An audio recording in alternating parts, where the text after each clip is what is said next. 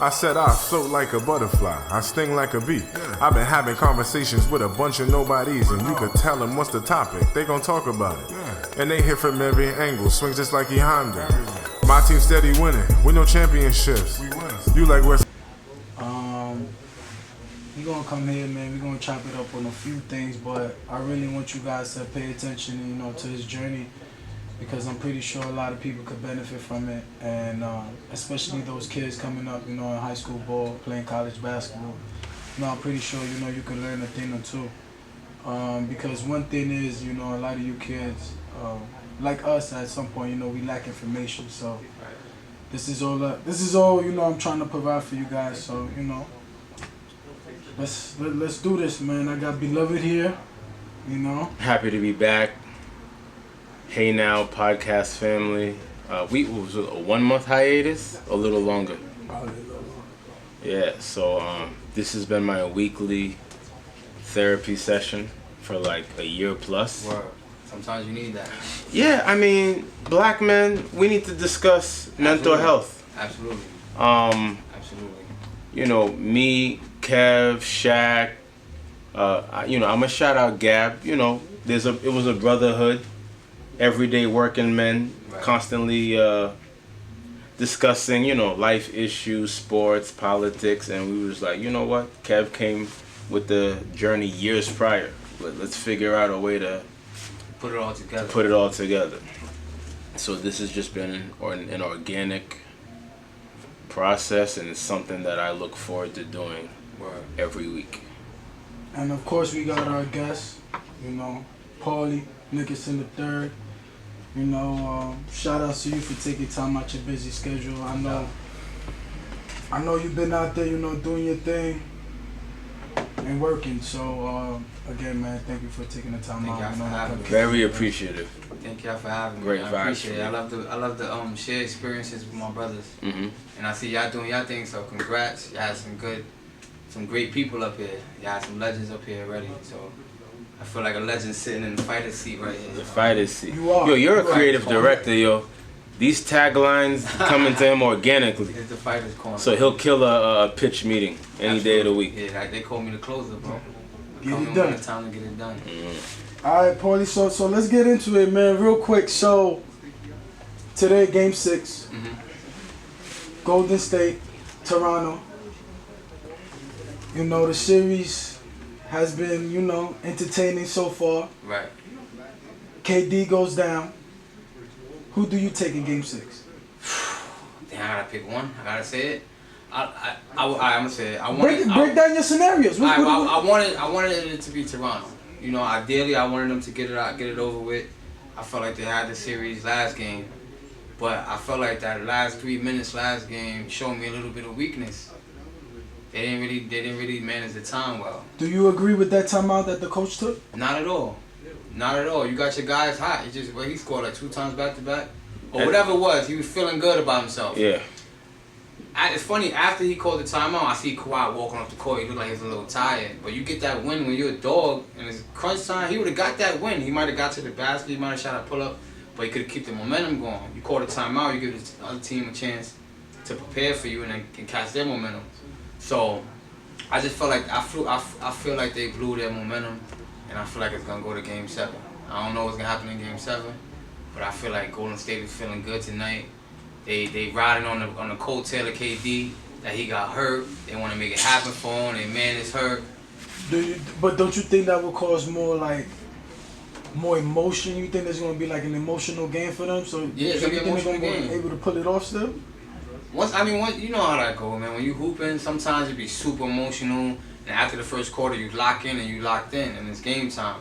But I think they're gonna play with a chip on their shoulders because their man is hurt. He risked his livelihood, he risked his future, livelihood for the his sake legacy. Of the team. A lot of people said he was selfish, but he came out and played. Yo. So I think Golden State's gonna play with a chip on their shoulders. They got something to prove. They back home, right? Yeah. I go back at the Oracle.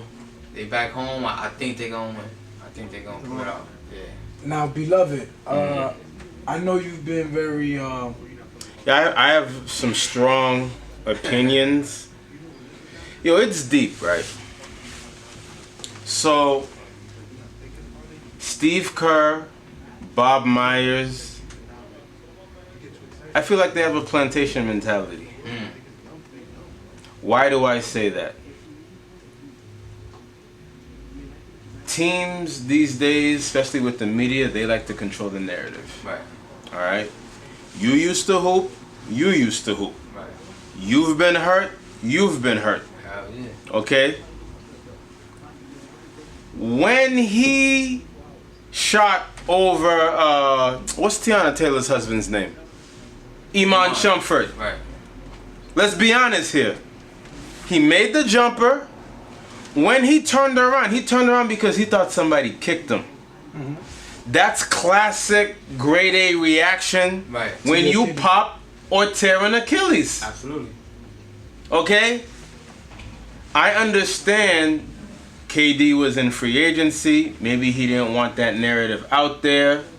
Maybe they figured out some sort of story with the medical staff to tell the public. Right. We're going to say it's a calf. But even then, when you saw his leg wrap, what type of ice? Why is the icing on the Achilles and not the calf? From that point, it was never like a city hospital bandage style, Yeah. right? Right. From that point, they were never clear about a timetable or a return. Anytime someone has a serious injury, it's either so-and-so's out for X amount of time or they say so-and-so's out indefinitely. Right. They were yo-yoing with the media, okay? I think Golden State could have done a better job controlling the narrative. Being clear with the fan base, with the media. And overall just being honest. Me personally, I'm not a doctor, but I'm not blind. Ray Charles and Stevie Wonder could have seen that was an Achilles, that was not a calf. Right. So they have the man doing workouts. When did he get hurt? Monday or Tuesday? Last week sometime. When you got hurt last week? No, when it happened, for real, for real. It was a Oh, month. just now. It was a Monday, Yeah, Monday. Oh, it was right? Monday, yeah. Yeah. He had a conditioning test on Friday. I thought it was Sunday he had his test. No, it was Friday. Oh. He stopped the workout after 15 minutes. Right. How do you go from not being able to complete a 15-minute workout to being cleared on Monday? Right. How does that work? So I say all this to say, over the years, we saw what happened to Isaiah Thomas. We're watching what's happening with KD. These organizations and their medical staff can't have free reign to just clear or not clear whoever they want. Right. You're absolutely right. There needs to be a certain level of accountability. When you're a doctor, you go to medical school, you do a residency, and you also take an oath Right. to preserve health and life. Absolutely. This doctor should have his license either suspended or revoked because this is medical malpractice. And if I'm the Durant camp, I sue the Golden State Warriors for $500 million. Reason being, he's 31 years old. Right. I'm going to preface my statement again. You used to hoop at a high level. You used to hoop at a high level. Your prime is between 27 to 33. When I say prime, hey now, podcast family, that's when you're performing at your peak. Right. Okay? He's going to be 31 in September. Everybody knows a Achilles injury is a 12-month recovery process. That doesn't mean when you're done with your rehab that you're ready to perform at an optimum level. Right. So he's not going to be at his best until he's maybe 32 going on to 33. Right. So meaning you're now at the tail end of your prime. Absolutely. Ladies and gentlemen, I think we've seen the best of what we're going to see from KD. It's over. They cut the man's prime short. Steve Kerr and Bob Myers, I'm going to call you Crocodile Tears. This is the first time I've seen a white man cry. His face, not only no water, He didn't even turn red. his face didn't even turn red. And those tears dropping or no? No tears, and his face didn't turn red. So now, real quick, Paulie, so. Paulie, you used to hoop. Tell them. Tell them. How you feel about that? Like seriously, like I know people say, you know, KD will still get the max, you know, because it's KD and what he's done. But like, do you think it was the right? You could be a hooper, you could want the hooper you want, like, but do you honestly think it was the right move? Even though it's tough to say, you know, because you're not KD, but right. Alright, I look at it in two different ways. From a hooper standpoint, it was the right thing to do. Because I've been in that situation before too. I've been hurt. I've been down and out. I sprained my. I remember when I first got to Clark, Atlanta. We were supposed to play in the Georgia Dome. It was an exhibition game. We were playing against Georgia State, and I had sprained my MCL probably 3 or 4 weeks before that, and I'd take like a month and some change. And I tried to suit up, and I couldn't even make it in the lead line. So I know what that feels like when your team is out there. You want to win. You want to be a team player. It's a sport. You want to win. Like basketball is the reason why it's the wins and losses. Ain't no moral victories in basketball, especially when you really love the game. And KD from the hood, KD from B-more, so he want to hoop. But on the business side of it, which I think that every athlete should look at, that was the wrong decision to do. Because you really don't have anything to prove to anybody. At a certain standpoint, I mean, people already question his character and his integrity when he left OKC to go there. So that you already went through the questions and the trials and tribulations. Right now, KD is about your next move, making your best move. And I felt like he wasn't ready. Like you could tell when he was, you could tell even when he hit the 2 threes, he was gingerly. He was making set shots. Yeah, he was lightly hopping around the court. You know when you hooping, you gotta be 10 toes down, hungry, starving. So I felt like the hooper in him allowed himself to do that, but I felt like the business side of him, it wasn't really thought out. And Cameron said it best. I don't know if you saw on Instagram. Oh yeah, I did say. He kind of said the same thing we saying. Like it just wasn't a smart move business wise, because you gotta look at it shit like a business.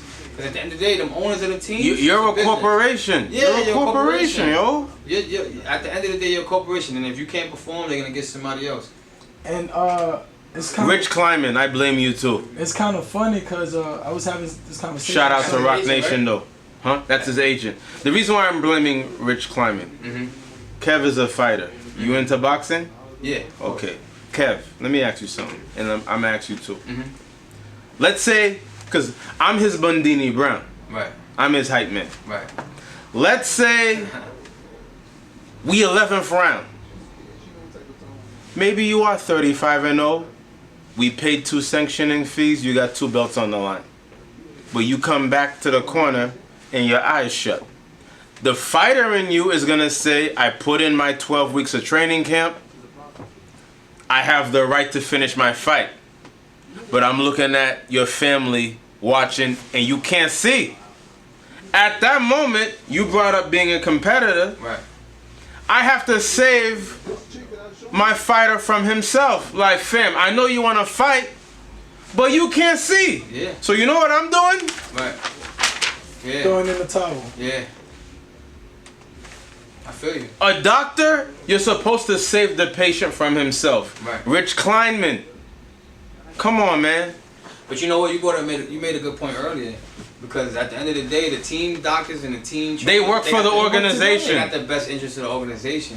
So at the end, they don't care about. Fundamentally, it's a conflict of interest. And Absolutely.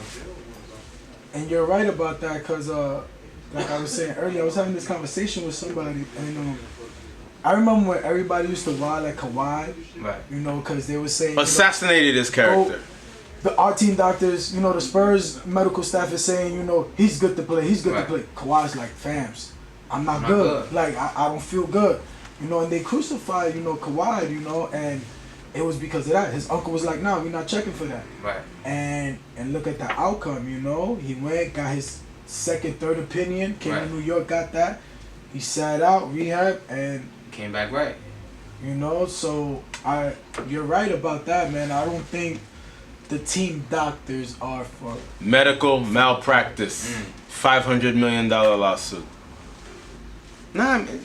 Can't be crazy. playing with people's livelihoods, that man. should go viral right there because that's an interesting conversation to have. Because You're a doctor. I honestly agree with you. It's because KD is a $1 billion brand by himself. But So they just might have jeopardized about 500 million from him. And another point where we was walking, you know, up the block, what you said is he has the potential to be, you know, the all-time leading scorer. Right. So now, what type of marketing opportunities would that have brought? Come on, man, it's pricey for the brands especially. So yeah, we need $500 million. Draymond, Especially if you come into New York. Draymond, you a sucker. You were the same one saying we don't need you. You know why I got issues with Draymond? They need KD now. If Draymond's on any other team, he's not an all-star. Right. I agree. And this is, I know this for a fact. You know this for a fact. So let's say you wanted one of your homies to transfer to Clark Atlanta. Right. After you get eliminated from the NCAA tournament. Mm-hmm. Are you gonna wait the next day, the next week, to call your homie to put in his transfer papers, or are you gonna call him from the parking lot? If I really want him, Yeah. I'm calling him from the locker room. Okay. So Draymond, you called the man from the parking lot after Game 7, after LeBron gave you the business. Now you want to turn around and say you don't need me. Really, Draymond? And from what I've been told, you read a lot of Adrian Wojnarowski's Woj, one of the best in the business. Not only was KD getting a lot of pressure from the media, he was also getting a lot of pressure from the organization. Right. Okay? When you say organization, I doubt it was the cafeteria lady. I doubt it was the janitor. Who you getting pressure from? Right. You either getting pressure from teammates or administration. Draymond's the one that had the mitigated gall. Shout out Stephen A. Smith to tell me in the huddle during a live game, we don't need you. So now look, my whole thing is when he posted that picture in the hospital bed. Again, you got screws in your leg. Yeah, I got screw in my knee too. You got screws in your yo.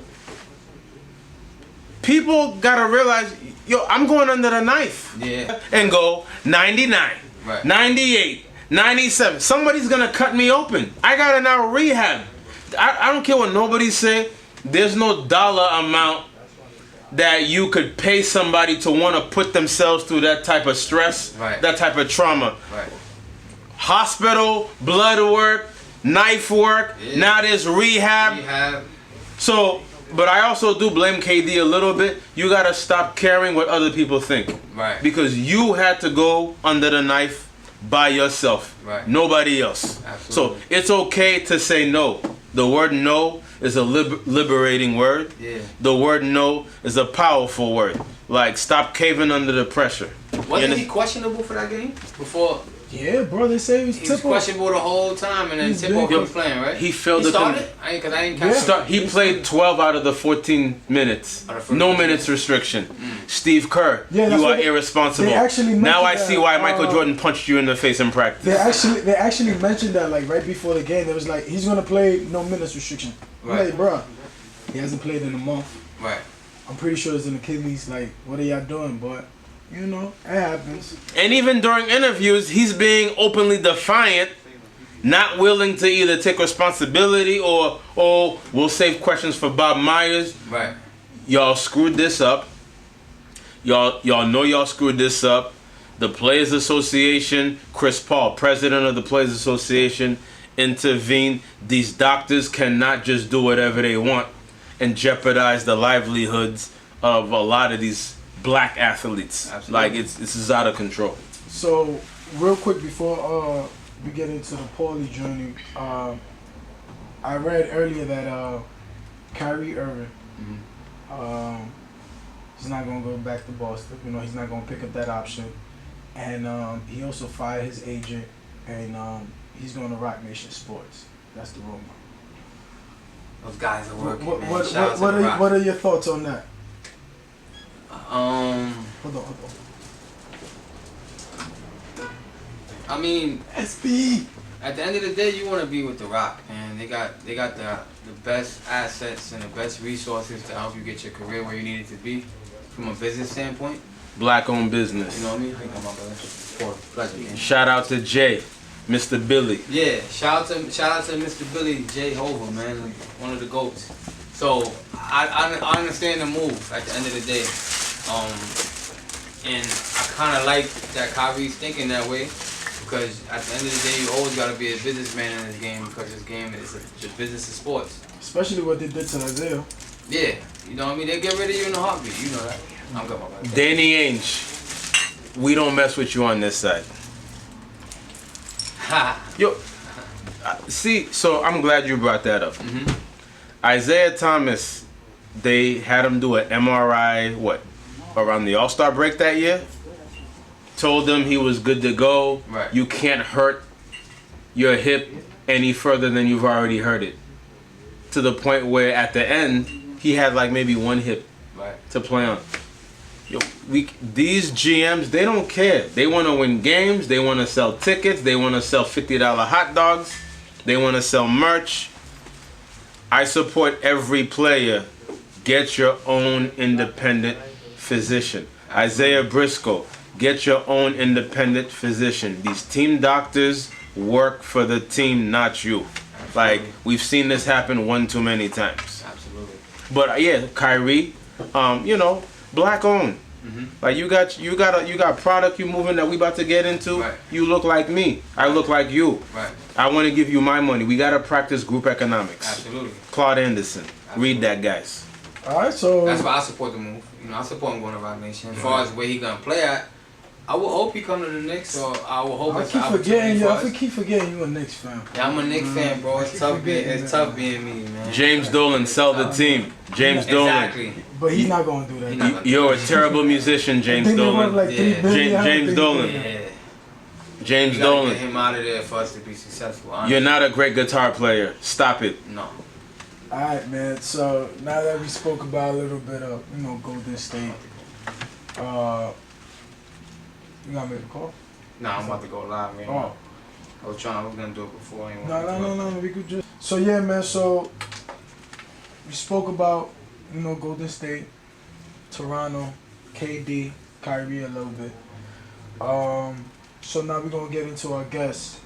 Like everybody know, I created a show where I like to talk about people's journeys. I like conversations. I was a person who enjoyed learning from other people, whether they was right or wrong, I was able to learn from them. And I think that's probably one of the best information you could ever get, is learning from Absolutely. somebody else. So, our guest Paulie, man, he's been through some things, and coming from the Bronx, using basketball, as a tool, to open up, so many doors. But he was also doing it in the classroom as well, which is something, that I applaud, because sometimes us athletes, could get consumed with just the sport, and never really take advantage of learning, that if this don't go right, I could still benefit from it, in a different aspect, of it. So, man, let's get into it, man. So I wanted to start off, I already mentioned, you're from the Bronx, just let people know, what part of the Bronx you're from, how it was coming up, and how basketball was introduced to you. We can start from there. Wow, basketball was introduced to me from day one, bro, from the cradle. My pops grew up in Southside Jamaica, Queens. He didn't have a father himself. He went on to play Division I at LIU.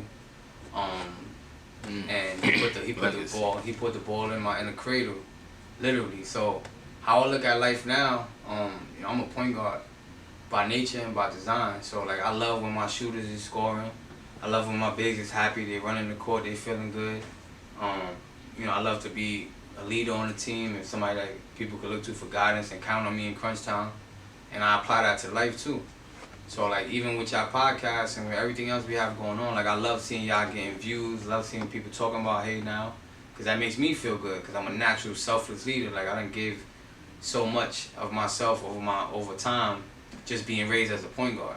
You know what I mean?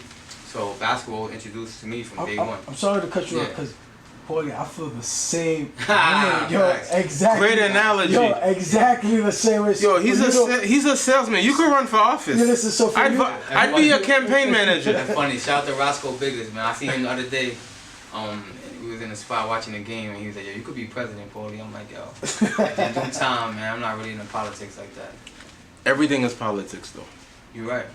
You're absolutely right. I just feel like, not to go crazy political, but I just feel like at a certain point when you're in politics, you gotta compromise your integrity to a certain extent to get to the next level. You know what I mean? Like even Barack inspired the shit out of all of us, but it was certain things that he couldn't do because of politics. Because of politics, and it's like then you look at him. So I still want to be the same. I still want to be able to go back where I'm from and walk in the store, get a glass of, get a milk from the store, whatever I gotta do, and just still be people looked at me like, you know, he kept it a He's an everyday people's person. He's just like us, you know. But so I started basketball young, bro. Like it was the ball was in the cradle. And where I'm from Castle Hill. So I ain't grow up in Castle Hill projects, but I was raised there. You know what I mean? Soundview, Bronxdale, Monroe. That's my area. Shout out to Bronxdale. Yeah, shout out to Bronxdale. Shout out to CeeLo's. Shout out to my brother Carl Krauser from Bronxdale. Pitt. Legend. What's up?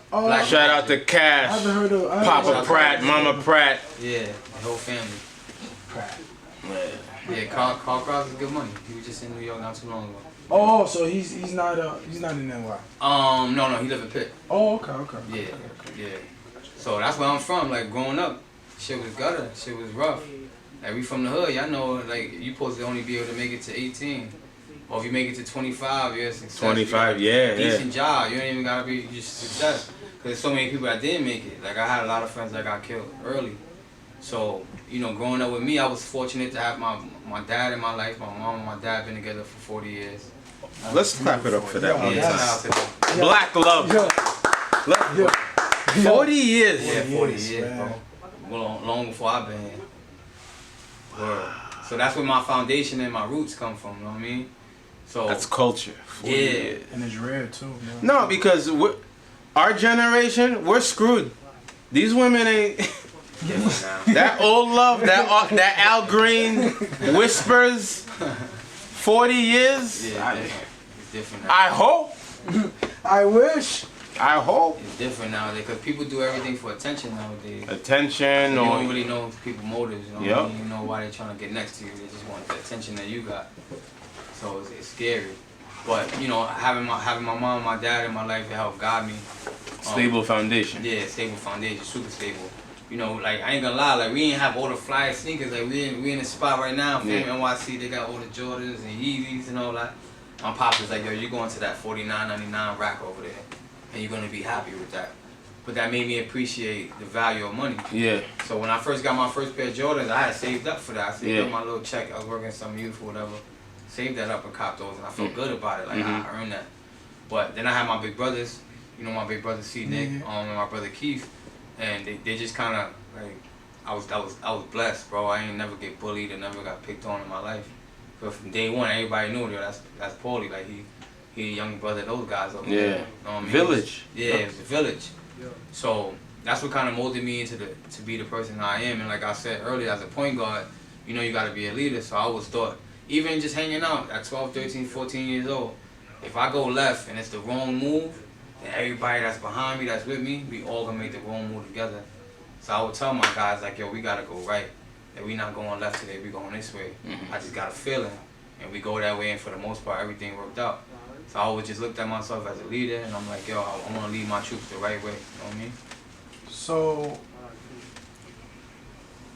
how was it that you ended up at St. Ray's? That you had a feeling that you know that was the right move for you? You know. Was it because, you know, you came in with some of the players, you know, that was on the team as well, you know? Like, how did that dynamic came about? Because you came in with some... Yeah, we had with some dogs. Yeah, facts. You came in with some dogs. That's a fact. My brother was at St. Ray's. Yeah. So my brother was a senior when I was a freshman, so the red carpet was rolled out right away. And honestly, yo, it's crazy to say it. My mom, see, I learned the business of sports. Like when I got to college, a little after high school, when I got to college, that's when I realized like this shit is really structured for you to do what you gotta do for yourself and your family. It ain't about nothing else. But when we were younger, my mom didn't want us to take the train like that far, and like my pops was like, yo, you don't really gotta travel too far if you don't want to. But there was so many other options, bro. Like, I was getting recruited by a lot of different high schools, and a lot of different coaches wanted me to go there. But St. Ray's was right up the block from my crib, like Castle Hill to Parchester, right down the block, pretty much. My brother was there, so it was comfortable. But Mo Hicks was also wanting me to go to Rice as well, and they had a whole crew over there too. Shout out to all those guys. But St. Ray's was just a good fit because it was convenient, and the history of the St. Raymond program speaks for itself. You know what I mean? So it was like, you know, coming up in our era, you know, not to shit on all the young guys now, but I felt like it was a lot more competitive, and it was a lot more of a jungle. It was different, It was man. different. It was wolves, yo. It Like, was yeah, wolves. like we was cool, you know, when we got off the court, but like on the court, it was just. Nah, I'm not your friend. You know, Like right now, like they be taking IG selfies right before the game. You know? Like, nah, I'm trying to kill you. I love you after, but on this court, I'm trying to kill you. So St. Ray's, and then I came in, like you said, I came in with Alan Ray, my guy Buddha, Buddha.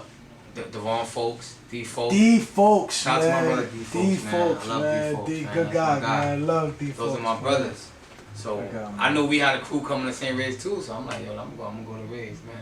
That's just what it is. And then, like I said, it was just easy. My brother was there already. It was just convenient. So, you at St. Ray's. Mm-hmm. After St. Ray's, you end up, like you mentioned, you know, you went to Clark Atlanta. Right. How, But it was a journey to get there, though. that's what I wanted to get to. You Yeah, know, it was a how journey, was yeah. that process? It was a journey, bro. Cause my senior year in St. Raymond's, that summer, I was supposed to go to, like, I wasn't heavily recruited, so I'm like, all right. You know, everybody, when you growing up, the goal is to play D1. D1. And then shake David Stern's hand. Mm-hmm. I ended up shaking David Stern's hand about 3 years ago at a networking event, and I was like, yo, I always know I was gonna go pro. I shook his hand, so it felt good. Mm-hmm. But you know, backtrack to that. You know, that's the goal. Yeah, Bro, yeah. You wanna go on Right, stage and right. shake his hand. You Right. wanna be a second round, or your family live streaming from your joint. You get drafted. You wanna shake his hand. So I got hurt. I tore my ACL. Like my senior year summer, playing in the park, playing in Castle Hill projects, trying to get 40 petty in the hood tournament. You know, you trying to put on for the hood. And that specific fall, I was supposed to go to a couple big time prep schools. It was either Blair Academy to play with Charlie and Cisco wasn't there. Charlie Villanueva. It was there, a- and I forgot who else was there. They had a crew though. Nah, Curtis Stinson wasn't there. Nah, Kurt went to Notre Dame, I think. Notre Dame They prep. went to Notre Dame. Yeah. Okay. But we, you know, it was good. New England. It was a team where I could just go on, average 15 assists, 18 assists. I got 2 monsters on the wings, and I'm going high D1 or whatever, major whatever, and that's my dream. So I got hurt. Then I rehabbed for a year. I sat out for a year. I had to get a job. I was managing a gym in 103rd and 2nd. I was managing a youth program there. Then that next year I ended up going to Berkshire Academy, Berkshire School. We went 24-3. We broke every record that you could think of in New England. But I still wasn't getting that recruiting love like I wanted to. And it's crazy. I remember one day, my coach came out the lunchroom and he's like, how would you love to go to Harvard? And I'm like, now you see the way you look at me now is like we know what the value of Harvard now. But at 18, 19, because you had the grades. yeah, I had the grades. I always had the grades, bro. School was easy for me. I ain't gonna lie. Like I ain't a super bookworm or anything like that, but I just. But just your academia skills were just super high. Okay. I've been in the honor roll since kindergarten. Black intelligentsia. If I missed that, I feel like I let my parents down. Mm. You know what I mean? Because my pops and my mom sacrificed everything for me. So he asked me, yo, how would you feel like going to Harvard? And I'm like, I don't know. I think I had to get like a 1200 on the SAT, and I got like a 1120, not even trying. And I never took it again. Because I'm thinking, well, I want to go to Providence. I was getting recruited by Providence at the time. This, that. Not the way I think now. Come on, imagine my network if I would. You would have been going to school with the 1%. Come on. But We your ended kids, up- we ended up your getting kid, 1%. you about to be the one. You the 1% anyway. Yeah. But you know what I mean? It was just that basketball mentality. So I went to Berkshire for a year. You know, we all shout out to KO, Kamandre O's, and my boy Jason Mathis, I was there as well. Jared Mathis, Jason brother, JC brother. We wasn't really heavily recruited because the coaches were kind of new, so they didn't really know a lot of people. You know that y'all know the game. Politics. It's just all politics. Cause know. We could play basketball with anybody. If you from the hood, you from the Bronx, Harlem, Brooklyn, Queens, whatever, you could get on the court and play basketball with anybody. But it's a matter of if they're gonna give you the opportunity. Yeah. If you fit in the system, like you talking about Draymond earlier. I don't like Draymond's game personally, but he's with the right system. Right system, yeah. Put him on the East Coast team, he ain't gonna be no He ain't doing nothing. That's what I always tell Right. people, man. You're absolutely right about Paul. But, Well, they don't need you, Draymond. from Berkshire, I went to Milford Academy. And where's Milford Academy? Milford used to be in Connecticut, but it's upstate New York. Okay. So I went there, did my thing crazy. It just a lot of different things happened there. Like the coach got fired, one of the coaches got fired. It was so much turmoil. So once again, like I'm doing my thing. We going to all these tournaments. I was doing numbers in Milford, like real numbers, like double every game, killing everybody who we playing on the circuit. We playing against all of these prep schools, you name it. And it just wasn't clicking still. So I'm like, yo, this like chasing this D1 dream is like, it might not be all of that. Mm-hmm. So that summer I got a call from a coach in junior college in Oklahoma, Carl Albert State. Goes back to being the hurt shit. Mm-hmm. So, long story short, I ended up going there. I turned Miami-Dade Junior College down to go to Oklahoma, because that was my mindset. How would your life been if you was in Miami? I went to Miami. You would have went to class? I don't know, bro. It would have been different. Miami. And I knew that about myself. Yeah. Different vibe. It would have been different. So I'm like, yo, I'm gonna go to Oklahoma. I'm gonna lock in. Mm-hmm. I'm gonna really focus up. I'm gonna do what I gotta do. That's maturity for you at a young age. Self-awareness. Yeah, I knew that, bro, because I knew at the end of the day, it's like, we doing this shit for a reason. Like, our ancestors want us to be great. Our parents want us to be great. Our brothers, our friends is looking, our people in our hood is depending on us. We role models at the end of the day. You know what I mean? Yeah. So I embraced that early. So I went to junior college in Oklahoma. I tried to come back early, the same thing with KD. Messed my knee up again. Cause remember, this is all after rehabbing a torn ACL after St. Raymond's. So I get a call from University of Delaware. They like, yo, we want to offer you a scholarship. D1, all right, boom, I finally got the D1 dream, let's get it. Come, your official visit is, let's say the official visit is on Saturday. It's Wednesday, I'm hyped. I can't wait to get out of Oklahoma. It was a great experience, I had a good time, but I'm out of here. It's time to go. On like Friday morning, my visit was Saturday through the weekend. The whole coaching staff gets fired. What? Literally, bro. The whole coaching staff got fired at the University of Delaware. That's my shot. I got offered. They just want me to come, show me, give me my roses so I can smell them, sign the paperwork. Get the fuck out of here. Let's get it. They got fired. So then that summer, I don't know if I'm gonna go back to JUCO, because I was freshman, so I had another year in JUCO if I wanted, or I could just transfer anywhere. One of the coaches on the staff, he's like, yo, I know you don't want to play Division II basketball. I know what you trying to do, but I just got a situation at Clark Atlanta University, blah, blah, blah, blah. So my first gut instinct, just being from the hood, being a hooper, I'm like, yo, I don't know that school, I never heard of it. I'm good. He's like, just come on a visit, you're going to like it. Just come on a visit. Atlanta. It's Atlanta. Black booties everywhere. Bro, my school is 18-1, bro. Is that is Clark Atlanta by Spelman? Yeah, it's the same thing. AUC Center. So it's Clark Atlanta, Oh, wow. Spelman, and Yo, Morehouse. we gotta go to Spell House. Homecoming? Yeah. Yo, actually, y'all should come down with me this October because it's my 10 year. It's my 10-year anniversary from graduating. Class of We'll get into that. Are you activating?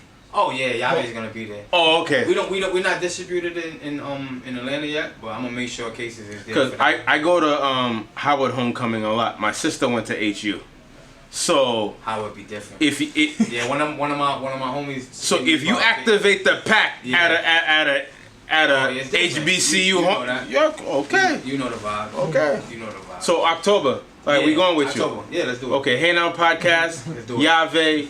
Yeah. Okay, Yeah, We doing that. Let's do it. I Real like the way that swag, sounds. Because it's my 10-year anniversary, so it's going to be major. I'm going to make sure we got from now to... So you and the whole team have y'all on the show. Let's do it. Let's set that up. Let's do it. I'm dope. Atlanta. Because Atlanta, man. I ain't never been to Atlanta. Oh Always my. wanted to go. Never Bro, been to that's Atlanta. You may not come back. Never been to Atlanta. Always wanted to go, to be honest with you. That's what happened. I got a lot of people tuning in right now. Live shout out to all my people out there. So But that's what happened. So I didn't want to. I never thought I would play Division II basketball. Coming from where we come from, pedigree. My pops played D1. He didn't even have a father. He gave me all his tools he had. We played at the highest level. Look at everybody that we played with. So I went to Atlanta, and I'm like this. I remember they took me out the night. He got game flow. They took me out. We went out. We did a couple things. I'm like, yo. The next morning I woke up. Yo, coach, where do I sign? I'm coming here. I called my pops. He said, you sure? I'm sure. positive. Yeah. Because at that point I was getting a little more mature. Mm-hmm. So I started looking like, yo, I could do some things in the city business wise. Mm-hmm. Like I could make a living outside of hoops in Atlanta. Mm-hmm. Like a lot of people go to school just because it's D1, but you go to South Dakota State. What, you gonna live in South Dakota for the rest of your life? Yeah. Or you go to just Boise or just different places just because it's D1, but you don't think about life after basketball. Mm-hmm. So I'm like, let's do it. I signed with the A, and the rest was history after that. That kind of opened, that was the key to opening the door to my life. So how was that experience? Coming from the Bronx. Going to Atlanta. How was the adjustment? It's a cultural adjustment, bro. If you know anything about HBCUs, Greek life is big out there. it's crazy. Chicks be bougie. They bad, but they bougie. But they like the up north sauce. Yeah. So that's when you just slay them all. Know what I mean, and stand over them after you done. But that's a conversation for another time. That's a different podcast. It was crazy. I was like one of the only Puerto Ricans on campus. Definitely, so it's just a shock, like just being away from home. You on your own, you got freedom, you gotta learn how to be disciplined. You got a couple of those dollars, you kind of broke in college, so you're making the best out of it. And in the A's, I went to HBCU, so obviously it's predominantly black. I'm from the hood, so I'm half black. Mm-hmm. I grew up with nothing but, black and Hispanic people. But, my experiences in prep school allowed me to be diverse enough to know, that the world is big. How to deal with all kinds of walks of life. Yeah, so I was just universal, bro. So it was kind of like a seamless transition for me, honestly. Like, So let's cut to the chase. Mm-hmm. How did the women treat you? oh, they love me. They loved you. Of course, Okay. I'm the point guard. I'm the captain. I'm the top, From New York City. top 5 on campus from day one, bro. So You know that. so It now was all love. so now you're hooping. Mm-hmm. You're holding it down on the court. Mm-hmm. But you also did your thing, in the school. Right. You was on the honor roll. You said you was on the honor roll on the team. Yeah, I was on the SEAC, the Southern Inter-Athletic Collegiate Conference. I was on the all academic team. My whole 3 years at Clark. See, look at that. Yeah, people. 1 out of 5 people in the whole conferences. I think it was 15, 16 teams. And then when you was doing the master's program. Mm-hmm. So when I got my MBA, the crazy story like how I even wanted to do that. Really? My last college game, I fouled out in my last college game in my career. We were up 7 points, similar to what's the name, other name. We was up 7 points with 1 minute and 45 seconds left. All you gotta do is get fouled and make free throws. I'm the number 2 free throw shooter in the conference. KJ was number 1. You remember Kevin Johnson? Yeah. My backcourt mate at Clark. Oh, word? Literally. Fire. So, all we gotta do is get fouled, make the free throws, game over. Yo, I closed out on the shooter. I just turned around. I ain't even do nothing. He fell on me. Woo! Fouled out. So I'm on the bench sick. My whole life passed me by. It was a minute and a half. You like, what's next? Literally, we couldn't get the Rock up the court. We was in the semifinals. We was 1 game away from playing on ESPNU in the championship game for the SEAC division. And if we win that, we go to National 2, the D2 National Dance. So the whole time, just watching the game, it went so fast, it was like a blur. We end up losing. We couldn't get the ball over half court. They trapping the guard. They trapping KJ. They trapping my boy Najee Lane, one of the best players to come out of Clark Atlanta too. They trapping us all over the court. We end up losing. The athletic director at the time, Dr. Tamika Jones, she walks up to me after the game and she's like, "Yo, what you gonna do? It's time. Like, you gotta make a decision." And I'm like, "Yo, I already told you. You know, I want to go pro in life. I don't care about ball like that. Like, ball got me here, and it's cool, but you know when you put in enough work to go to the league." Mm-hmm. Like, you hear a lot of people complaining, or you see people watching TV. I could do that. No, you can't, bro. You know how hard that is. That shit is real on that court. You get tired as hell playing in that court right now. Yeah. You could take the best dribble player right now, you put him out there, he wouldn't even be able to make a layup. He'd be so tired and just caught up in it. So I knew right there I just had to make a decision, bro. And she called me and she was like, "We want to create a position for you." So they created a graduate assistant to the athletic director position for me. She was like, she saw something in you. She saw something in me because I was the vice president of the student. Oh, for the athlete athletic director. Yeah, that's how I even became the president of the business school. So I was the assistant AD. So that's fine because you see, I see everything. So that's when I learned budgets, everything. My God. Oh. That's when I learned the ins and outs of this business of sports, and I'm like, nah, hold up, we got this much money, this many people came to the game, we made this much. Oh nah, I want in on that. Like, how much this person make? How much that person make? Oh, what's our budget? Then I'm like, alright, I can see where life after basketball is going.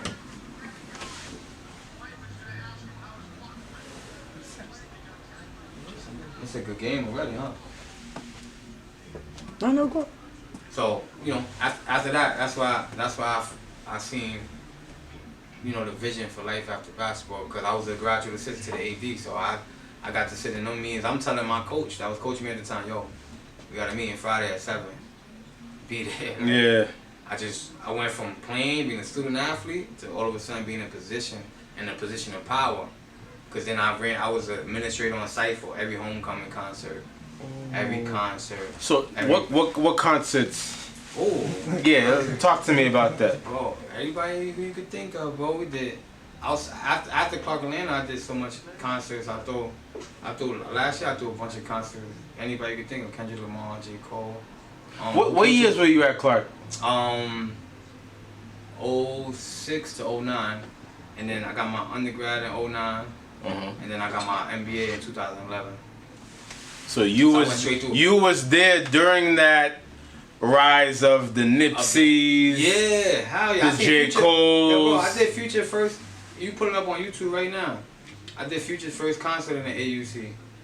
I remember Greg Street hit me. Greg Street, OG sneakerhead. OG sneakerhead. None of you new niggas. Yeah. If you don't have pink SB boxes, if you don't have gray SB boxes, get out of here.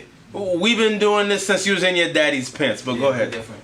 Nah, great. When I was the graduate assistant at Clark Atlanta, one of my responsibilities was head of game promotions, in-game promotions. So I'm like, yo, when you go to D2 games and D3 games, it's different than D1. D1 is everything. It's TV time on sports. And 2, there's more in-game activation. So you got State Farm, you got this company throwing shit in the crowd. And all that. There was happening in my school. So I'm like, yo, let me merge this avenue. Let me also merge the sports and entertainment avenue. Cause I started meeting people. I started going out. I started knowing everybody in the area. So I remember Greg Street called me and he's like, "Yo, I gotta act. I want to perform at the halftime game." I'm like, "All right, let's do it." And it was supposed to be Young Chris, but he got locked up at the time.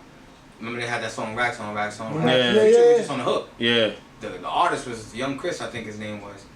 The day of the show, he got locked up. So Greg Street was like, "Yo, we got Future here though." I'm like, "Yo, who that?" I ain't really know him. Yeah.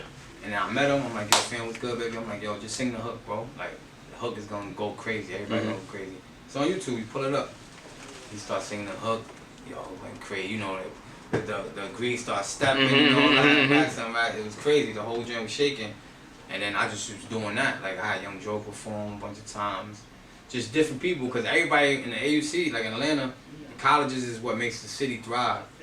The colleges bring in, I think, in excess of 190 million plus a year. Because you got Clark Atlanta, you got Morehouse, you got Spelman, you got Georgia Tech, you got Georgia State. you got Savannah Art and Design, you got so many schools. So everybody wants a piece of that pie. Like everybody want to be popping on campus, like grown ass men. You know what I mean? Like they want that love. So I was just able to merge the two, and it just worked out beautifully. You know what I mean? So do you think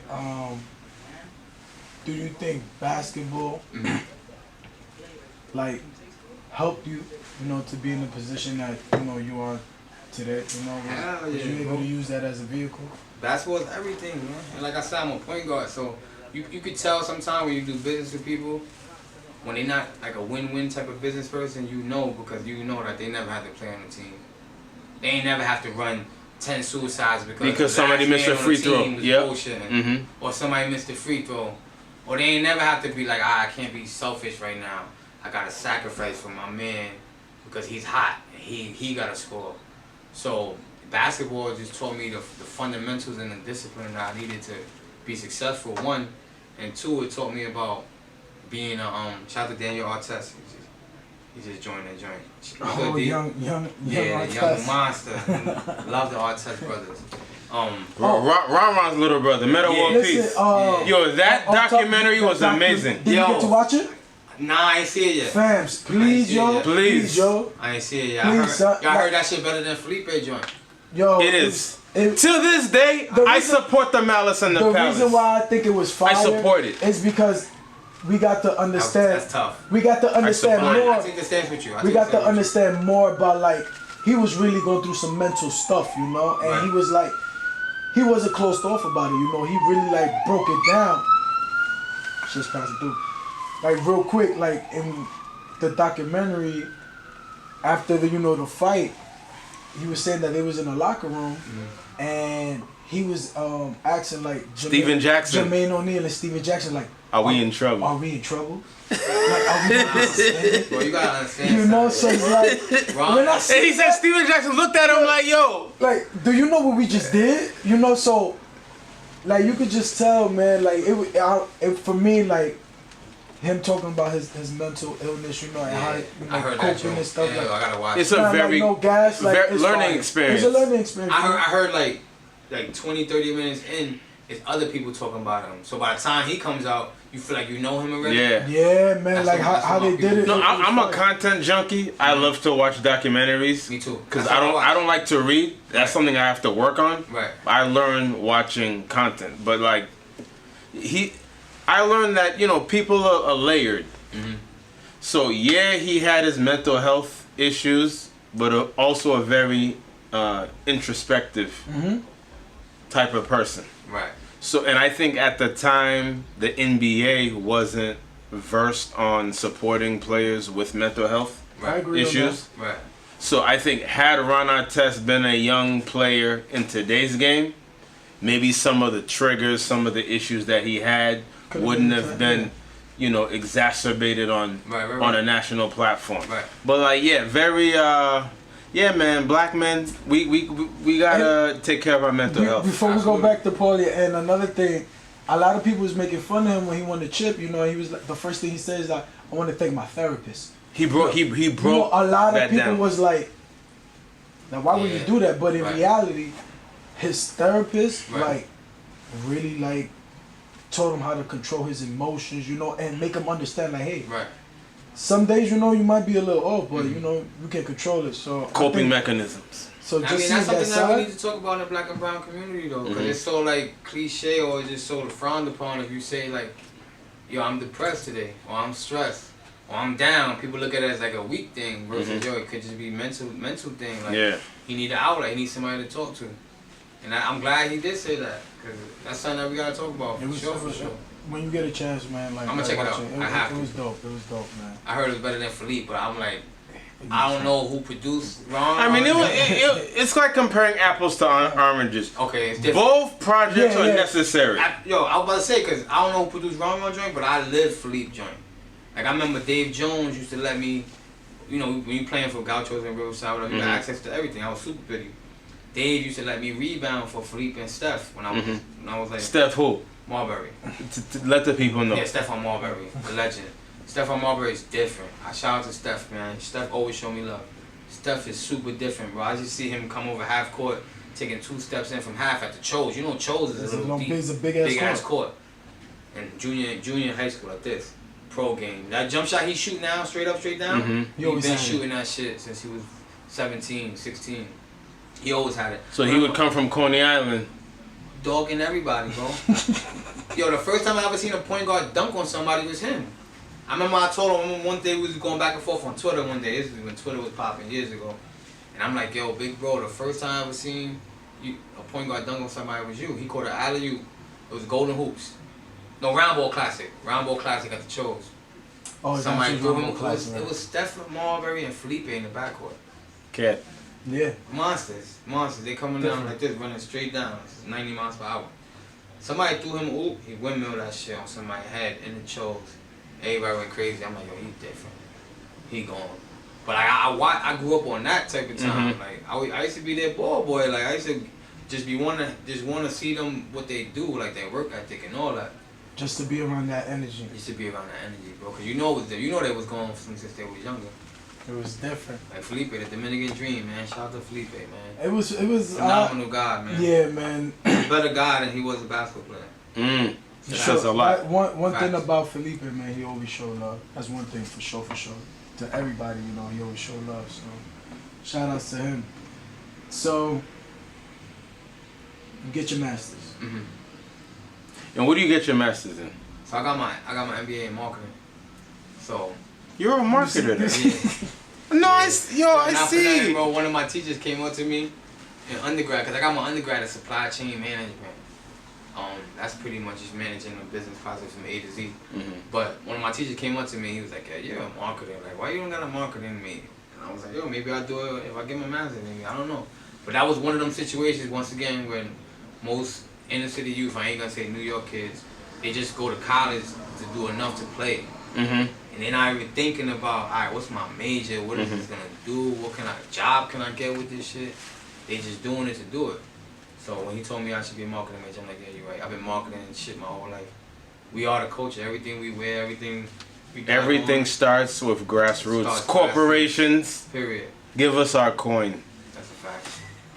Me and you, we have the three of us have to build. We gonna Because we gonna man, I have some issues with some of these. All right, you're right. I don't want to You're right. digress. So, you got your masters. Mm-hmm. What was next for you? What did you want to accomplish next? Honestly, I just wanted to be my own boss. It's crazy. The story is so deep.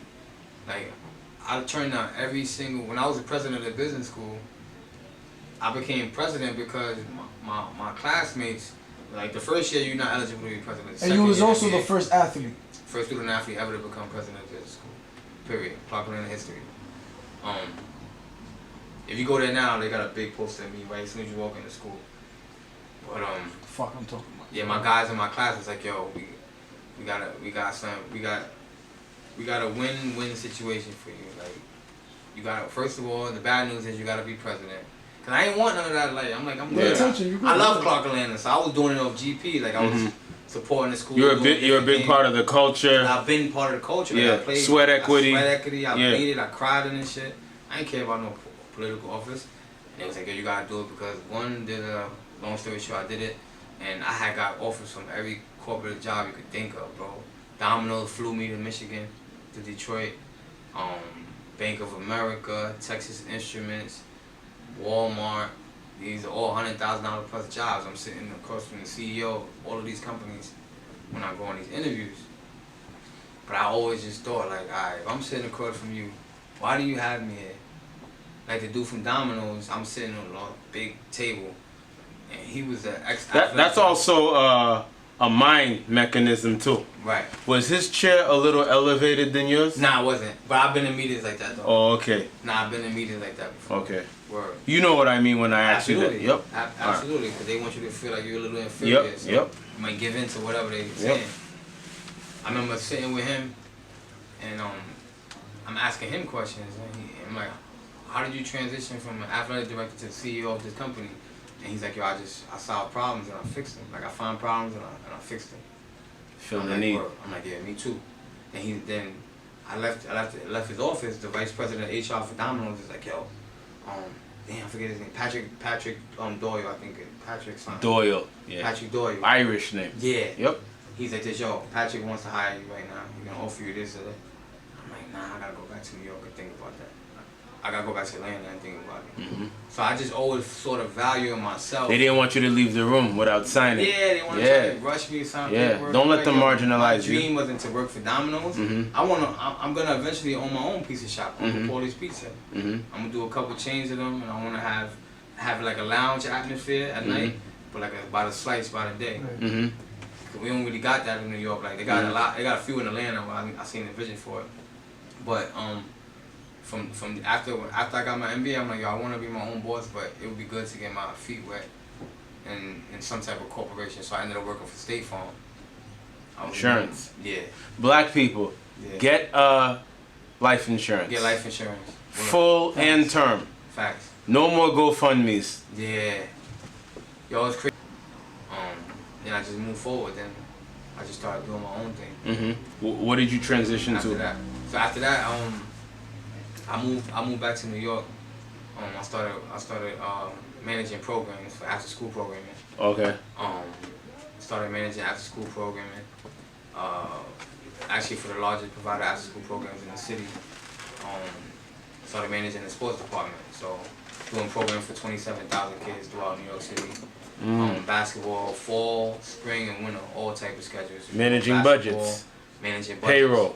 Payroll. Directing, I had like a staff of, had a big staff, 50 plus people. Mm-hmm. Whatever it was. Started doing that. And then from there, shout out to my partner Candace Haynes. We started a company called Ignite Change. We seen a gap in the industry, because a lot of corporate brands now, they have what you call like a social responsibility department or like an inclusion corporate responsibility. Yep.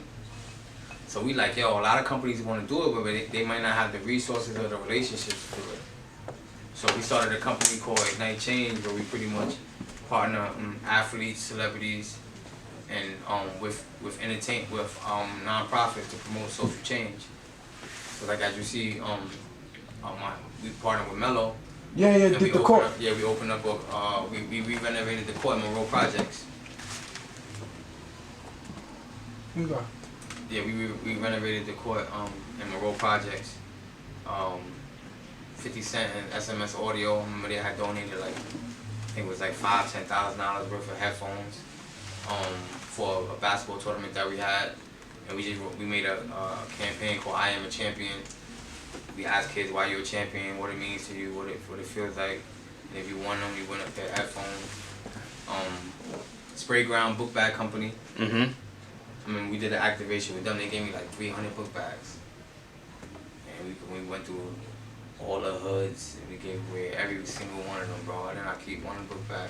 Question, so real quick. So when you going into those meetings with these, brands and stuff like that, these organizations, like, how do you approach them? How do you go about it? For the young listeners, because for the young listeners. The reason why he asks you that, and I don't know if you guys can relate, but like growing up, when I think about having meetings with corporations, we could somewhat feel intimidated. Right.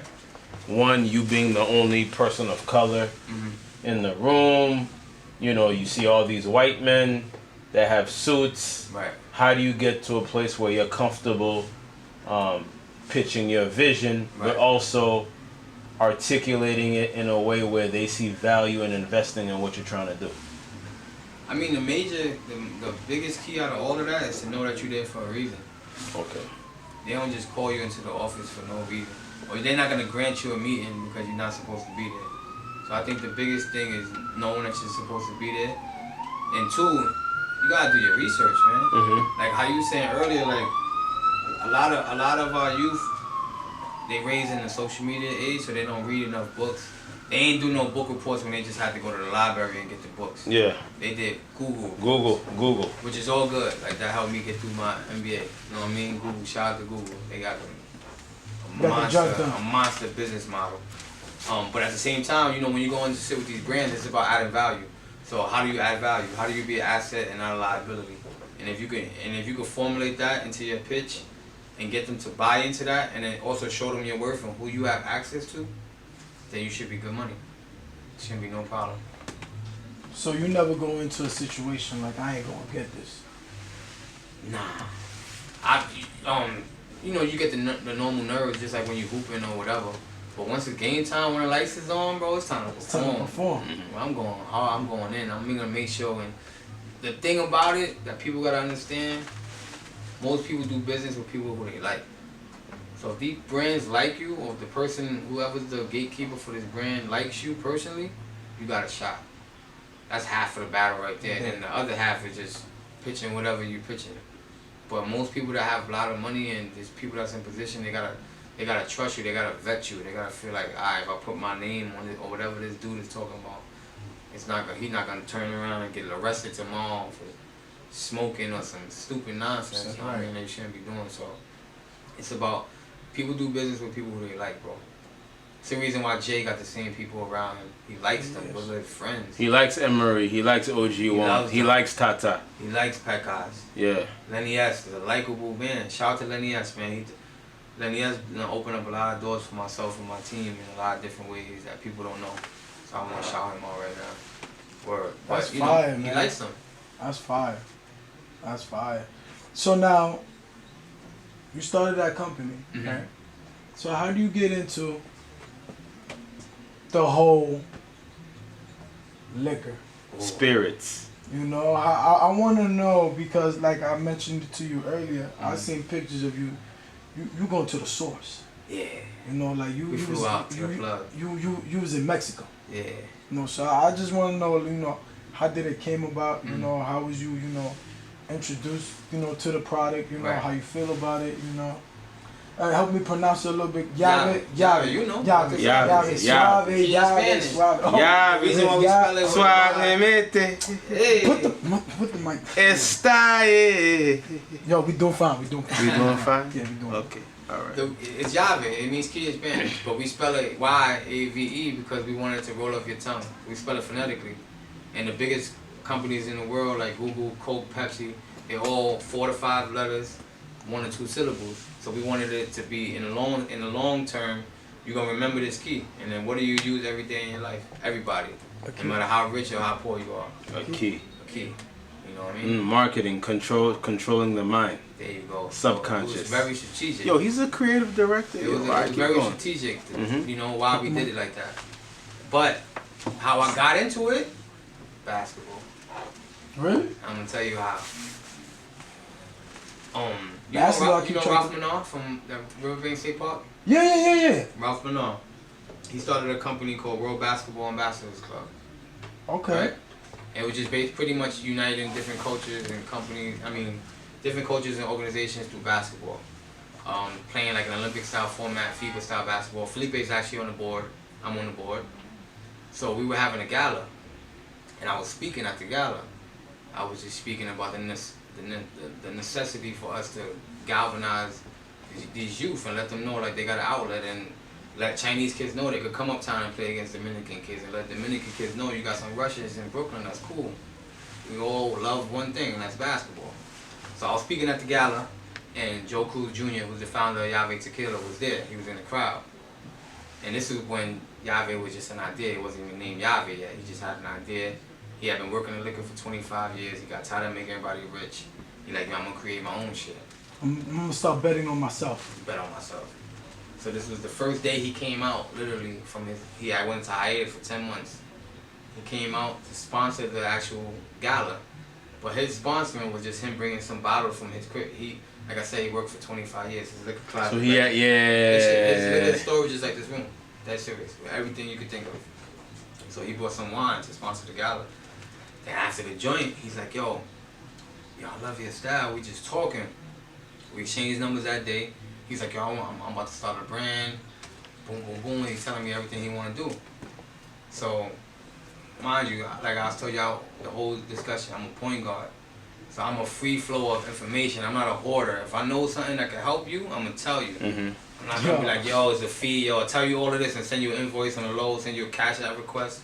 I'm going to tell you whatever I know. And if we could make it work, we can make it work. If you run off with the plug, God bless you, bro. It wasn't meant for me. So we exchanged information for like 4 or 5 months, bro. Just talking, we having meetings, all different type of stuff. One day he called me and he's like this, yo, Pete, I want you to be my consigliere in marketing. Everybody gotta go. Can you tell the people what that means? Consigliere? Consigliere is the I ain't guy. even trying to pronounce It's it, the but man next to the guy. Like if you the guy and your man is the guy, that's that guy. Okay. But They need to know. he's a trusted guy. So he gets things done. He can be trusted. So you're Frank Lucas. You standing next to Bumpy Johnson. Right there. Okay. You know what I mean? People needed to understand. that Right. analogy. Okay. Right. So bad analogy. But just the man next to the man, like a right hand man. So I'm like, alright, I'm like, yo, I'm with it. And he's like, yo, what's your schedule looking like for Memorial Day weekend? In 2016, I think. I'm like, yo, I'm good, I'm free, what's up, what we doing? He's like, how you spell your name on your passport? Send him my name on my passport. He like this, are you good these days, you sure? Good. About an hour or two later, send me the itinerary, Mexico, book.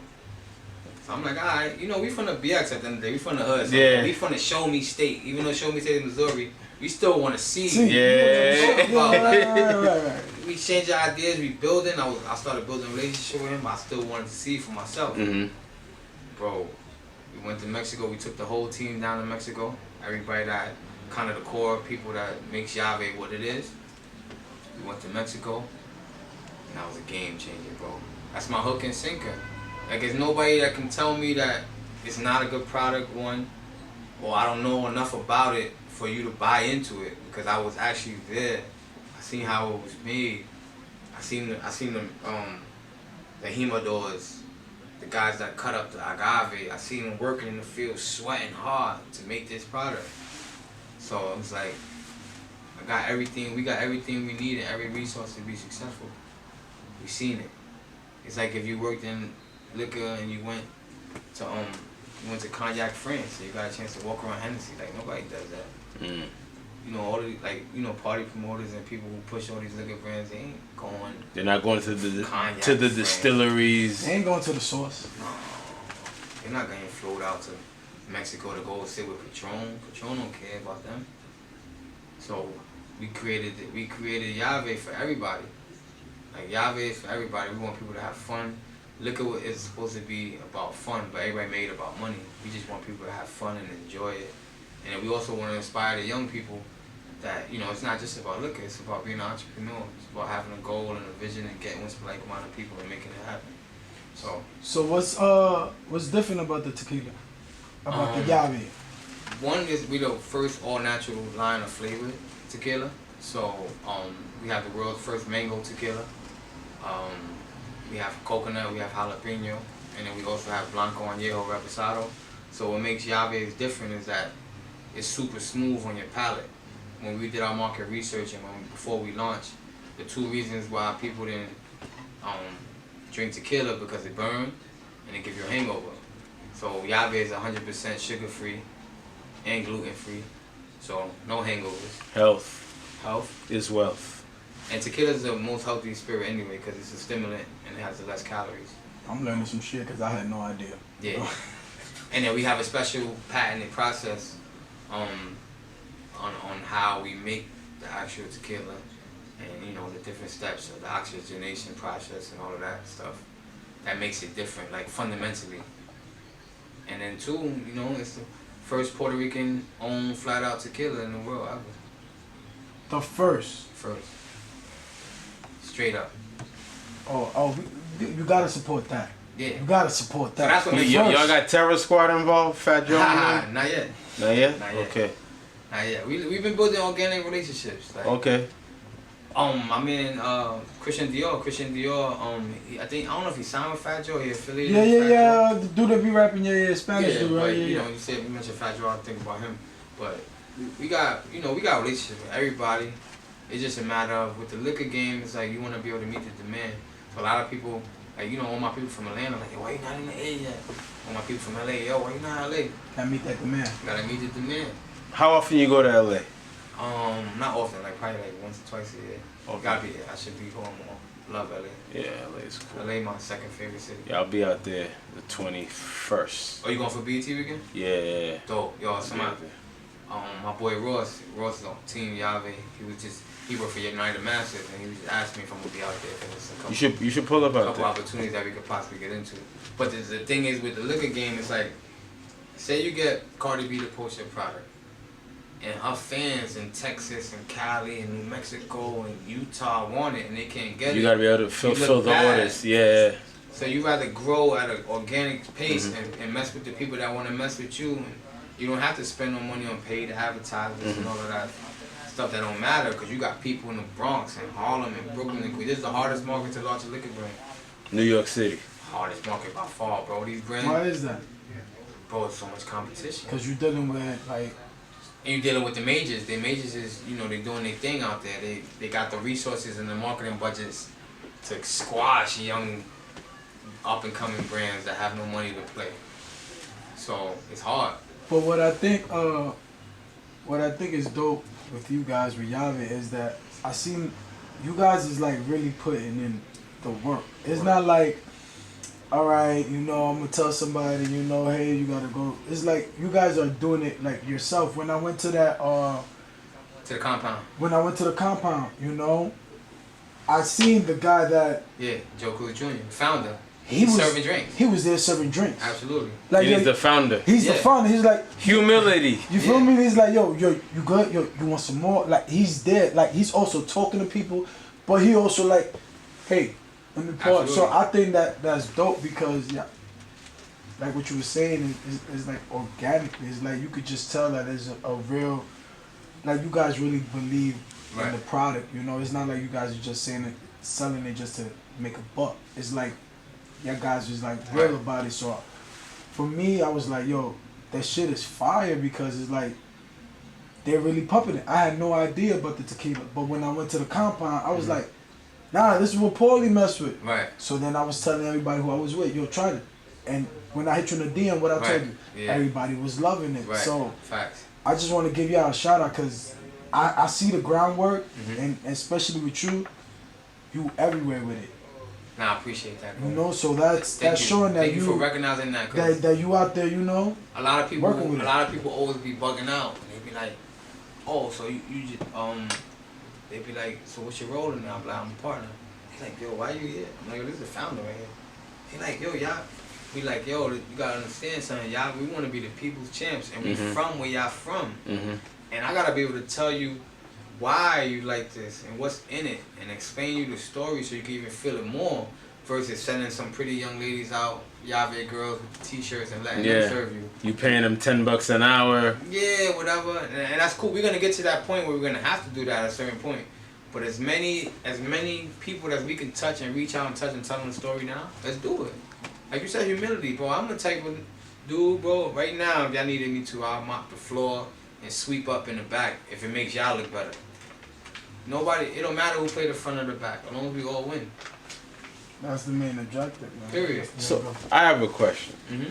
So you're a creative director, high-level marketer. Many hats. Many hats. What is like the 18 or 24 month plan for you, but also for the brand YAVE? Okay. For the brand, first and foremost, the year one was about proof of concept. We proved that. We're in 200 different locations so far throughout New York, Jersey, almost 250 in Miami. We got every Dallas BBQs in the state. We got Prudential Center, Madison Square Garden. We're gonna be partnering with the Yankees to do some things. We're moving throughout New York, but obviously we need spots uptown. We need more spots. Yeah. There's plenty of liquor accounts to get. Year two is all about marketing, so that's why Kev said he see me everywhere, because I'm like, I got a lot of relationships now. I'm leaning on my relationships to get it out there more now. Because people don't pounding the pavement. Pounding the pavement. Yep. Hard. Year three, within the next 18 and 24 months, is all about expansion for us. So we'll be going to the hotbeds of where people really consume tequila, like Texas and California. Those two take up almost 30% of tequila sales in the U.S. So market research, ladies and gentlemen. Yeah. They do their market research. Oh yeah, this shit's strategic, bro. For real. Because it's like with anything else. If you had a T-shirt line, you can't just send 200 T-shirts to Atlanta and hope your man. And not knowing the demographic, yep. And not know your demographic, not know your niche. So we'll be expanding nationally in the next 18 to 24 months. We're looking forward to doing some things in Puerto Rico, obviously the hometown. And then we've been getting a lot of love in Australia, a lot of love in a few different pockets that you wouldn't even think of. Germany, crazy. And then I also produce an off-Broadway stage play. Cat, let's talk about that. Yeah, it's called Checklist to Play. Yo, I cut my live up. I line my personal life with my business because everything I work on is like a passion project. Mm-hmm. So, me personally, I'm an executive producer for Checklist to Play. It's an off-Broadway stage play. We did 8 sold-out shows so far. We're going for our 9th and 10th show in Queens, August 17th and 18th. Mr. Commodore is in it. We gotta pull up. Yeah, we gotta support that. Group economics. Yeah, we want to get into that play world because there's a lot of money in there and there's a lot of people that look like us that's not in it. Mm-hmm. So we doing something that's never been done before, like from a grassroots play. Like it's gonna be, y'all gonna hear about it soon, and then we begin opportunities for to pilot it for different networks and stuff too.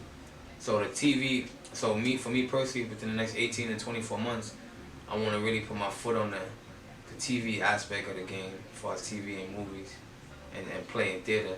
Cause I look at somebody like 50 Cent, Yo, and that's what's really allowing him right now to say, fuck everybody. Yeah. I'm getting TV money. You owe me money. Yeah, you owe me money. Pay me my money. But 50, if it's your man's, have the conversation offline. Come on, man. Yeah, cancer. Yo, you know what's crazy?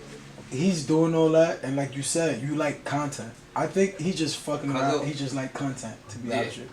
Yeah, nah, he's this whole, I don't know if you guys watched it recently, the whole Bow Wow shit. That was great content. Yeah. I was crying. That was funny. He was a clown, yo. Cause he had him with him in the spot, so I would have been told you like, yo, son, yeah, like he set him take up. that out your pants or whatever. But he set him right up, yo. Yeah, he set him up. He waited. I'm gonna wait for and good I think content. 50 knows the type of people that he could do that to.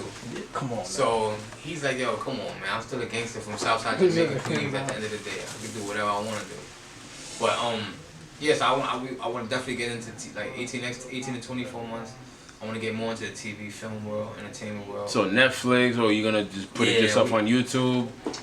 You know what's crazy? Yo, people be asking me that all the time. Because another side of what I want to do more in the next 18 and 24 months is public speaking. A little bit more.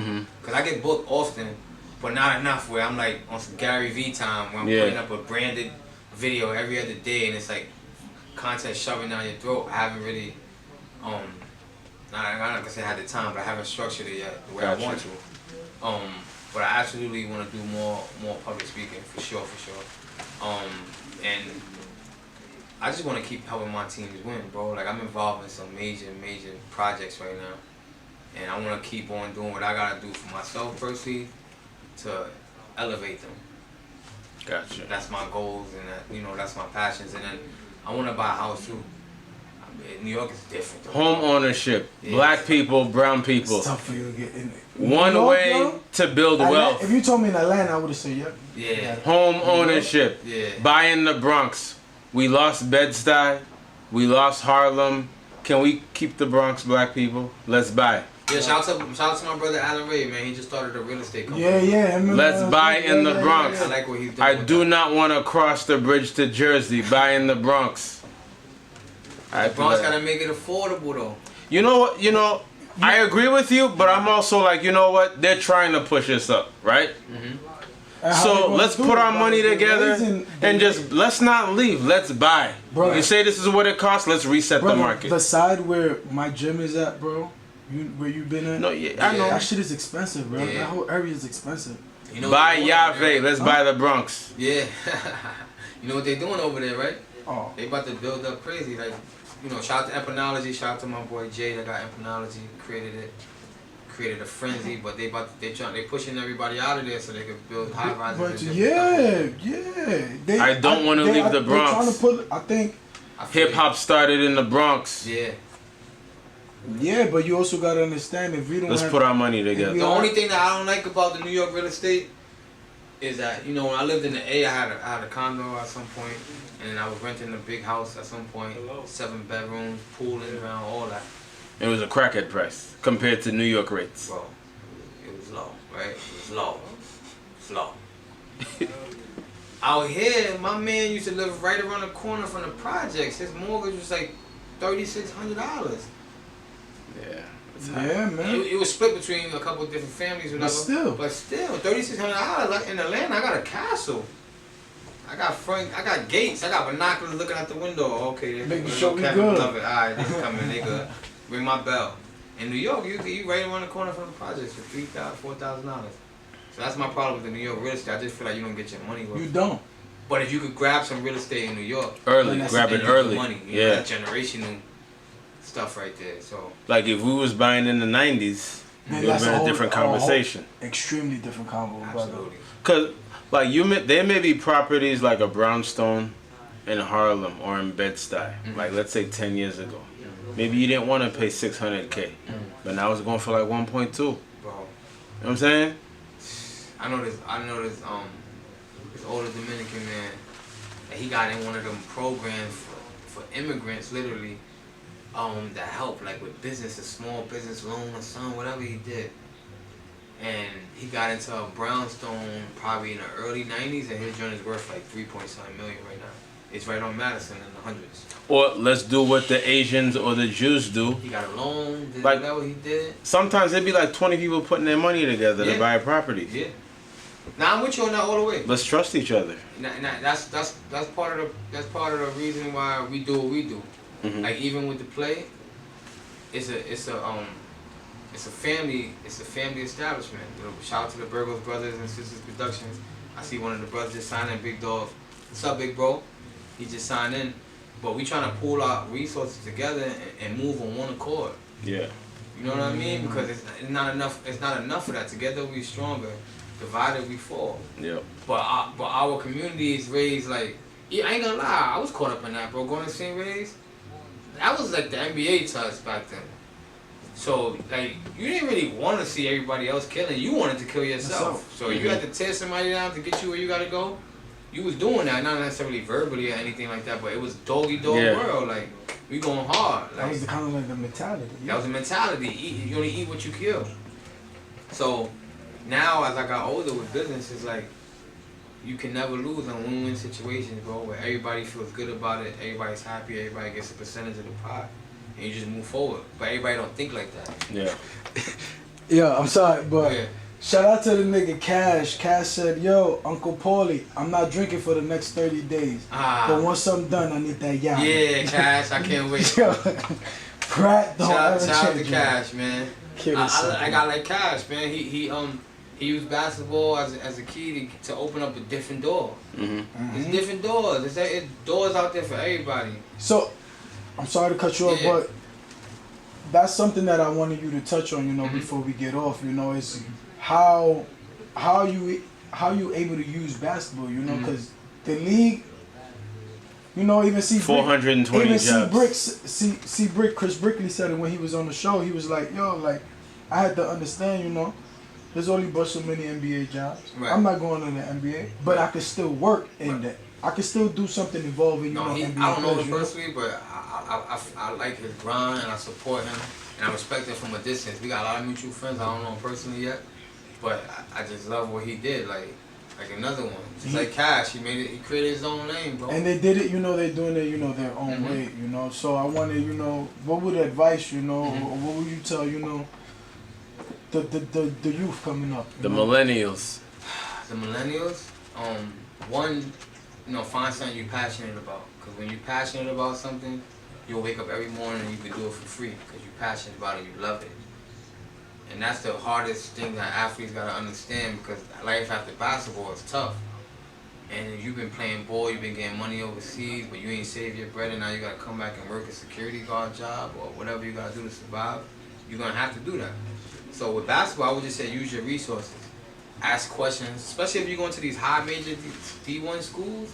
You better get to know every single alumni. The boosters. All the boosters. It's, you know, that's a whole nother thing. Yeah. That's why I left college sports, honestly, because it's modern day slavery. I ain't trying to go there right now, but we could if y'all want to. But I worked in the athletic system, bro. So you know what's up. I've seen it firsthand. It's modern day slavery. You're making so much money of using these athletes' likenesses and they're not getting anything, and you just telling them you got a scholarship, you should be happy with that. That's bullshit.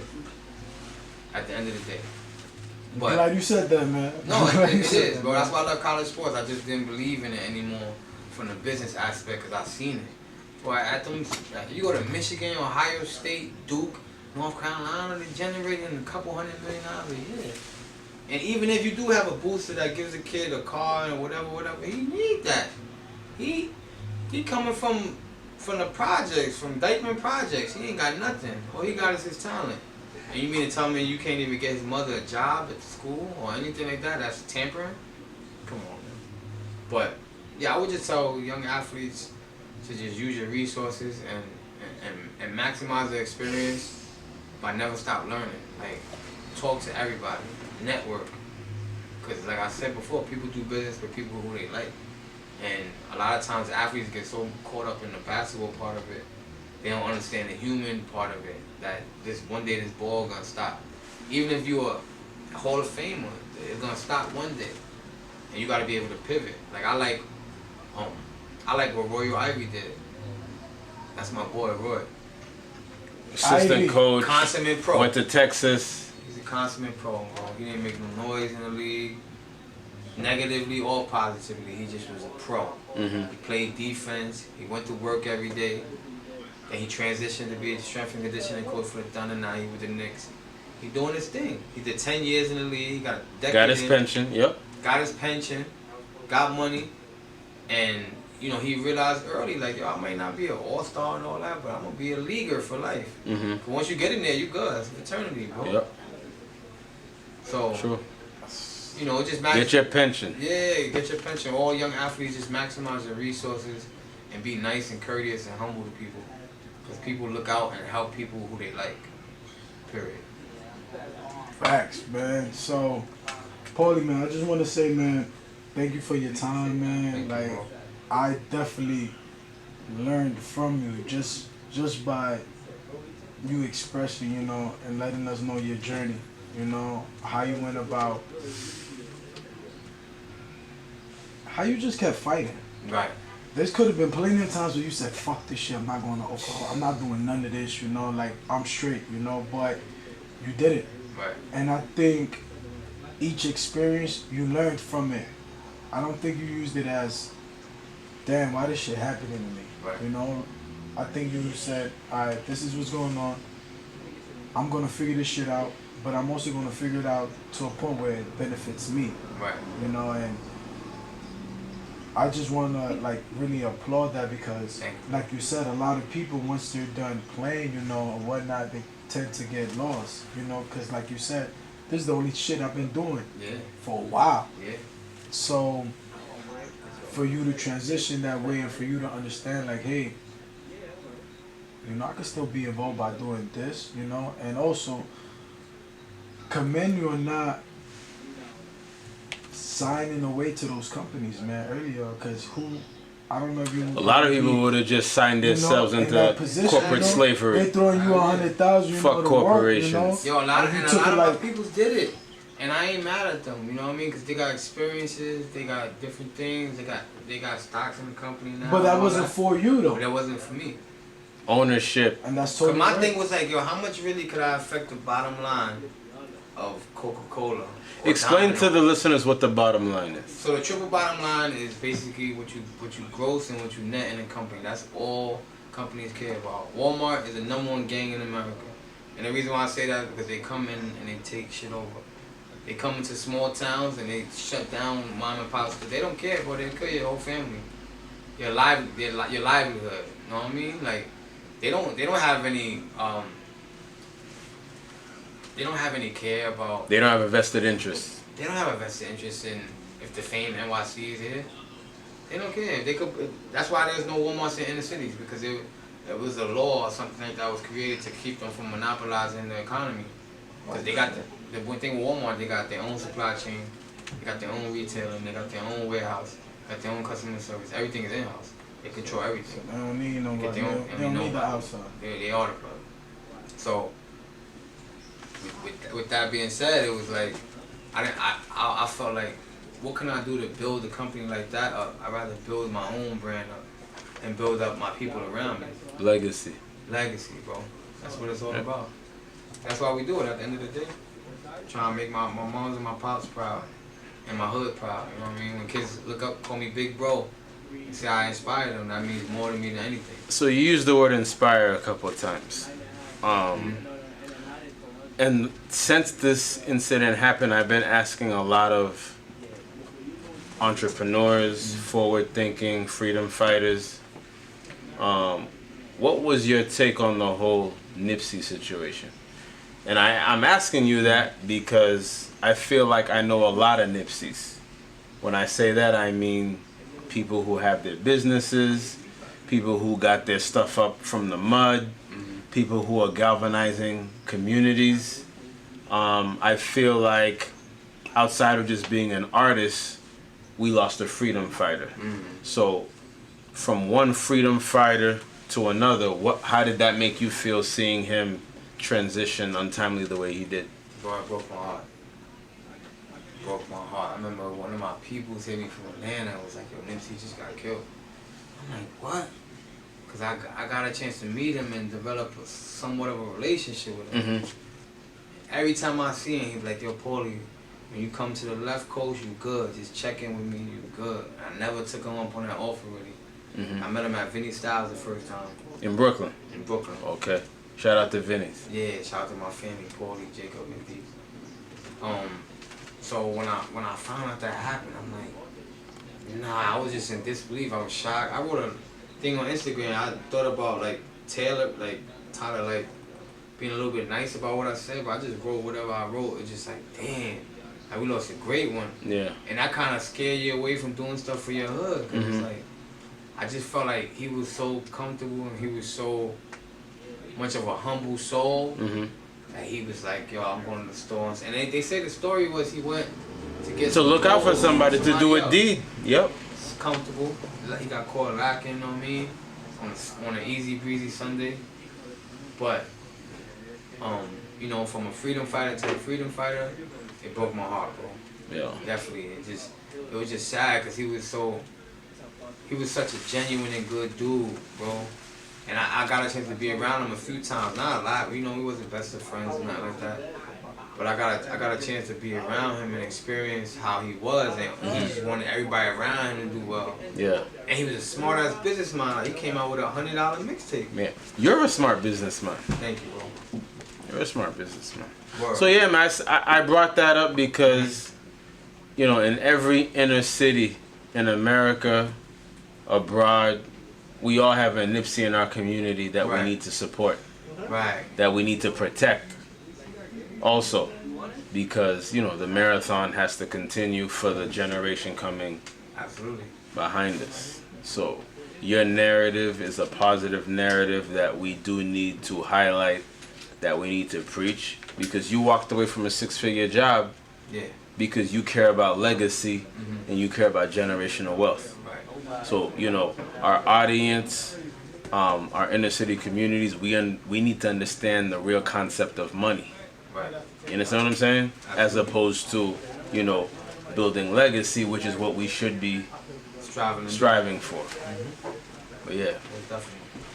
Damn, you just said something. So yeah. So that's what I said in the beginning of the show, that I'm sure